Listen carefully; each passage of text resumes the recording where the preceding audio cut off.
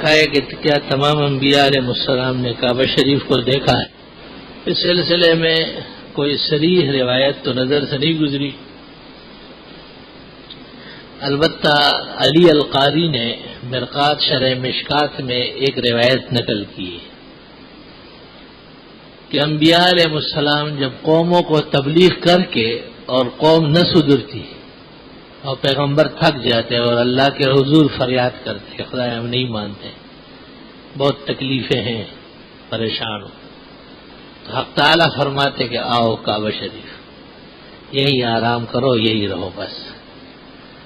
اس پیغمبر کے بعد کبھی دوسرا پیغمبر آ جاتا اور کبھی اللہ اس قوم کو پلٹ دیتا، اٹھا کر کے ڈیہ مارتا اسے، کسی پر پہاڑ، ومنہم من خسفنا وہی اور ومنہم من غرقنا، بعض غرق ہوئے، بعض دبائے گئے، بعض سے پہاڑ پھینکے گئے۔ اس روایت سے یہ ترشح ہوتا ہے کہ شاید جمیع انبیاء اور مرسلین نے کعبہ معلیٰ کو دیکھا ہے، زیارت کی ہے۔ بعض علماء فرماتے ہیں کہ نہیں، درمیان میں حضرت داؤد و سلیمان کے عہد میں جو 10,000 انبیاء بنی اسرائیل ہوئے ہیں وہ القدس تک آئے ہیں۔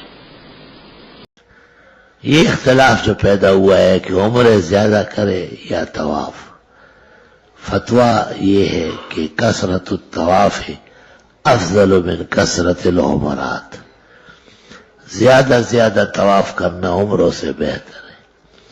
تو حضرت اقدس مولانا مفتی محمود فرماتے تھے کہ جو لوگ طاقت اور توانائی رکھتے ہیں وہ عمرہ کریں، اور جو لوگ طاقت توانائی نہیں رکھتے ہیں وہ کثرت سے طواف کریں۔ کہا جاتا ہے کہ 4 طواف ایک عمرے کے حکم میں ہے۔